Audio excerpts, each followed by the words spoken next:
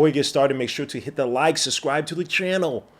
Make sure to hit the dark notification bell so you get each and every notification for each and every video I put out. There's your boy Gmo, Legion Knicks. Let's get it. So my son Mikal just got extended by the New York Knicks for $150 million for 4 years at $37.5 million a year. This is a guy who took a so-called $6 million pay cut. Is helping the Knicks stay under the second apron, which is uber important as the Knicks try to get towards or move towards an actual finals appearance at the very least this next coming season. Mikal Bridges could have waited till next season where he's a free agent, but he took the extension now, saving Knicks a ton of money. He could have taken a $200 million deal for 4 years next year on the market, or possibly get the $300 million max for 5 years, I believe, from the Knicks. I doubt the Knicks are going to give him a max, but not going out there and having the Knicks and saying, hey, I'm going to go out there and see what the market wants to give me. Staying with the Knicks, taking so-called around $50 million, less than the $200 million he could have gotten next year, is a major boom for the Knicks. This is the help a team out philosophy that Jalen Brunson's helped to install here, as he took a pay cut to help the Knicks try to build a championship contender. Now, I really don't care what a lot of you guys say. Mikal Bridges, my done life, did put up a decent 17.6 points a game, 3.7 assists a game, 3.2 rebounds a game, 50% from the field, 35% from three, which is not the worst. Obviously, it's a downturn somewhat to the production he had with the Brooklyn Nets. But again, he was being misused. I say misused. His value got overrated or over. I don't know how to put it.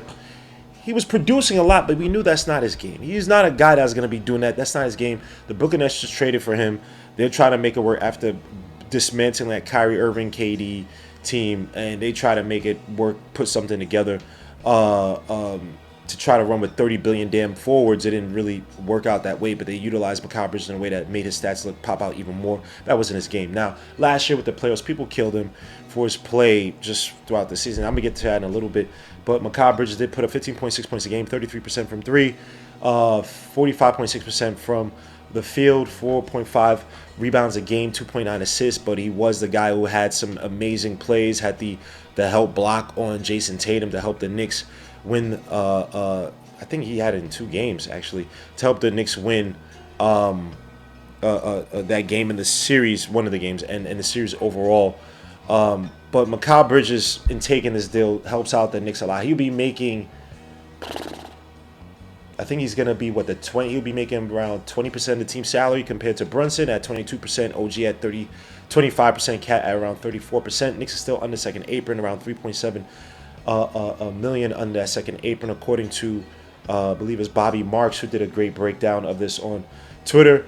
And then obviously there'll be $19.7 million under the apron, I believe, in 2026. Now, interestingly enough, in that year, that's when Mitchell Robinson comes off the books, Jordan Clarkson as well, Ariel Purdy comes off the books. Now, there's going to be a lot of pressure on Ariel Purdy to kind of fill in the shoes at the backup center position, because if you think about it, I know 15 million is not a lot, but Mitchell Robinson, a guy who has been often injured, but he's a guy that when he's on the floor, he does make a difference on the defensive end. He's probably going to be looking for a decent amount of money. If Ariel Purdy could come in and be that guy that could replace him, probably won't give as much on the offensive end, but at least on the defensive end, you're going to be getting a lot. Sorry, not on the defensive end, but on the offensive end, you're going to get a lot of value with Huck Purdy.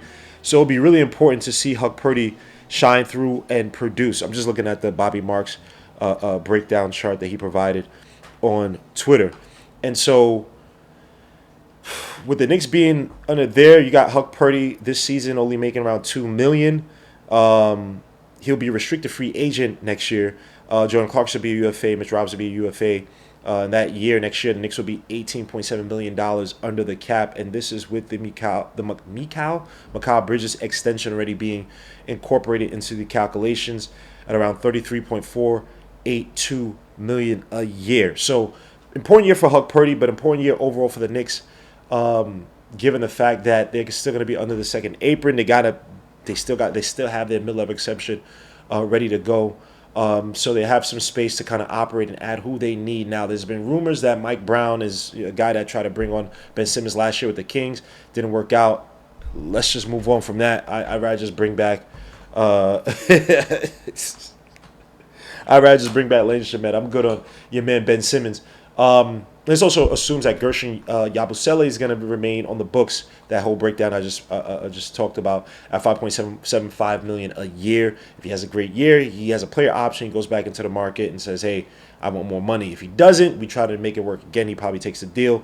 So just to give you some context on how things work there, and some of the contracts. When you look at some of the contracts, Mikal Bridges is yeah, when people say, "Oh, he's so overrated, 3.5 million," but you got guys like, and don't get me wrong, this is my son, Desmond Bane, who just got traded, not for necessarily bad reasons. Got traded to the Magic. They're looking for that 2 guard. So again, I wouldn't say that Desmond Bane is worse off or not. I wouldn't compare in the sense of saying Mikal Bridges has been in Desmond Bane per se, but Zion Williamson has not been playing. He's getting paid more than your man Mikal Bridges. Brandon Ingram just got traded to the Raptors. This guy's been, I don't want to say a disappointment, but he ain't really pan out like people thought he would with the New Orleans Pelicans. LaMelo Ball, as talented as guy is, the Charlotte Hornets have seen how many playoff games with that guy as your star point guard? And then Zach LaVine, who's moved from team to team, the explosive 2 guard who could just never put it all together. And then Darius Garland. Come on, dogs. So you're going to sit up here and tell me, those guys making more than Mikal Bridges. Mikal Bridges doesn't have as much value as those guys now. Take into account, what he was doing last year with the Knicks. You're talking about a guy, Mikal Bridges, at one point had the second most points on offense and defense. Sorry, the second most miles, I said points. Second most miles on offense and defense with the Knicks. There's a guy who had a less than 20% usage rate. So he's running back and forth. And he's the team's main point of attack defender. Got no help on the screens. Cat, drop back, bum ass on defense. Got no help. The team's point of attack defender. He even came out and complained, talking about the minutes and utilized guys off the bench. And he still had to go out there and try to be as efficient as possible, having a less than 20% usage rate, going back and forth. I got a video brewing on this talking about how I think Mikal Bridges actually underrated last year. Stay tuned for that. But a guy who had to come and you guys wanted him to shoot 40% from the field, being worn and torn out with his legs. Again, I'm just saying that I think his numbers should pop a little bit more with less minutes, less dependence, less usage. I think some of the schemes that Mike Brown is going to be bringing in should definitely help Mikal Bridges pop in a sense of getting more comfortable being an off ball shooting guard in a sense. Not to say that he wasn't doing that with the Knicks. Last year he was just missing shots that we just needed. But I think some of the pressure, taking some of the defense and having schemes where it's just so much more off-ball offense embedded into it. You're seeing guys like Kevin Huerter excel in the Mike Brown system. Malik Monk excelled in that system. And so having that system from Mikal Bridges should take a lot of the pressure, not just off of his leg, but just the expectations of him, given the fact that he's just not going to be as worn out. Now, interestingly enough, the Knicks are bringing in the defensive coach from the Clippers, Brandon Connor, who was with the team for like 12 years. And I think last year they ranked 4th in defensive rating. So it'll be interesting to see how Brandon O'Connor, again, I'm not exactly sure what the defensive principles are going to be bringing in, if they mirror some of what Tom Thibodeau was doing, even though a lot of these guys just take from each other. They take from the college ranks and then picking, they a la carte, and pick whatever they like. But it should be interesting to see how Brandon O'Connor being utilized with the Knicks as the so-called defensive coordinator, how he maximizes the value from not just Mikal Bridges, but the team in general. So again, Mikal Bridges has really no excuse. Now he got paid. He's going to be in a very a shooting guard friendly offense that should definitely maximize his value. And on the defensive end, just having someone who can have the offense. You saw what the Clippers were doing on offense. Like, they have the better offensive players, but then to be able to do what they did defensively with Brandon O'Connor at the helm, 12 years. I believe they went to the playoffs 10 years that he was there. The 10 years that Brandon O'Connor was there. Now, granted, you had you had freaking Kawhi Leonard and Harden, but back then you had SGA. You had some, that year they won with Doc Rivers, because he was there with Doc Rivers, Tyronn Lue. The year that SGA basically got him to the playoffs, wasn't much to really build around. That's why they made the trade. Unfortunately, trade him to the Thunder. But for a guy like Brandon Connor can come in and maximize Mikal Bridges' value on the floor should be really uber important. Now, is it enough to get the Knicks over the hump? Mikal Bridges, it remains to be seen. Now, can he be your number 3 scorer? I think there's a lot of space for him to do so, right? I just like the way he plays. I like the fact that the mid-range was something like was his layup. People say, "Oh, he needs to go to basket." He needs to. Well, if you're not the strongest one to basket, why would I go to basket? I'm not gonna get the foul. I'm gonna go up, get blocked, or not get the foul. That's not my game. Let me shoot the mid-range shot, which your man was shooting what above 50% from mid-range. Very fluid in doing so. Another thing I liked with Mikal Bridges is that look at how Tom Thibodeau utilized him in the playoffs late in games, right? And I think that Tom Thibodeau, I think there was a comfort level with going to Mikal Bridges when even Jalen Brunson was out. Remember the few games, Celtics, Pacers, where Jalen Brunson was not in yet and Mikal Bridges was holding it down. I think one game he scored like 10 points in the fourth quarter, if I remember, in a win. So you having a guy like Mikal Bridges and giving that confidence. The thing with him was confidence. Started off last year, kind of off the wrong foot offensively. You kind of saw his players, not necessarily directly, but kind of indirectly kind of sticking up for him and speaking to his strengths and whatnot. I think that some of the pressures being off him just, leg-wise and usage-wise on defense and having the second most minutes on both ends of the floor and not being a number 1 option or number 2 option really on offense, I think that some of those things should definitely help Mikal Bridges have a quicker start as well as an offensive system. I think he can be your number 3 scorer behind Cat. The thing with Kyle is that he's just very fluid moving off the ball. You like when he's in a rhythm where he doesn't have to so-called be the man, but you saw with the Suns when your star players were out like Devin Booker, man, Mikal Bridges stepped up beautifully. And I expect to see that with Mike Brown, especially with his his sound offense. Now the whole idea of Mikal Bridges, people trying to destroy this guy, I'm like, look what he had to play with defensively last year outside of OJ Anunoby. Cat is a terrible defender. Brunson tries, he's not a great defender, right? So I think that people got to step back and add some context, create some context, and take away some factors that may have led to some of the so-called weak play by Mikal Bridges. And also, again, yes, we trade a lot of pieces for him. I know people might look at it and say, "Oh, that shot up. Who are you gonna get? That you have a championship level team. Who are you guys gonna get in this first in this draft last year? One of these first round picks. Who are we gonna get that was gonna get us to help get us to the promised land?" Now, granted, it's a hefty price to pay, but when you're a championship level team, your draft picks are gonna be trash for the most part, unless you pick perfectly and get some late first round or second round, dude. It's typically not happening. So we made the price. I think people have to get that out their heads, right? Get that out your heads.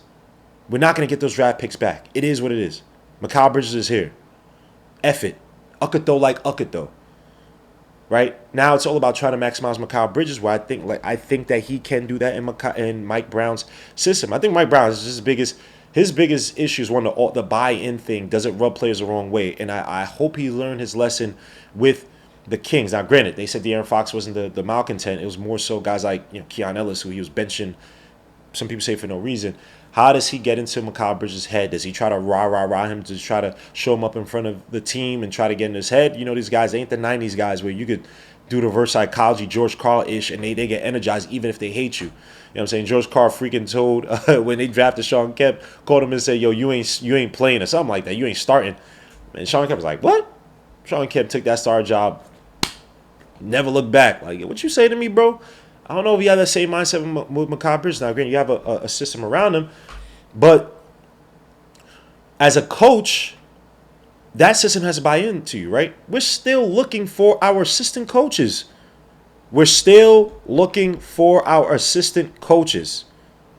do not have a full staff yet. You're trying to take hodgepodge here, hodgepodge there, trying to bring these guys together. Now they're talking to that assistant coach Wiener out there. Like, bro, what do we do? I hope it works, but get Mikal Bridges here. You got him the security, took the deal to try to build this team into a championship contender, following under Jalen Brunson, who's the de facto leader. So y'all better not try to demote his dad, do no dumb ish that makes him angry. He is the leader here. Mike Brown has to connect with Jalen Brunson, and then I think everybody will follow behind Jalen Brunson's word, right? So these guys got to be on one accord. But Mikal Bridges, I like the resign. I know people, oh, Bridges, shut up. We're still under the second apron, excuse me. We still have some space to play with that mid-level exception. Shut up. He was going to get paid 30-something, $35 million, the way this NBA is going. calm down. And some of the guys you guys want to trade for, oh, we should have had this guy. They make an ooze amount of money, and they're not tasked. They're not asked to do as much as Mikal Bridges has to do on both ends of the floor. You got to be shooting 40% from three, and you got to run a freaking New York City marathon on both on defense and offense. Oh yeah, you got to defend the team's best 1-2 guard, 3 guard maybe. Yep, go out there and execute. But and you look at the list of players on the number of miles ran on offense and defense, and it's like they don't even match up. Like they're not both on offense and defense. They have one for the offense, one for the defense. You don't see them guys really overlap like that when you look at the top 5 guys. I got a whole video to talk about that, but Mikal Bridges is extended. I'm expecting big things from Mikal Bridges next year. And some of the wings you guys want, I mean, you can be asking them to do the same thing Mikal Bridges do.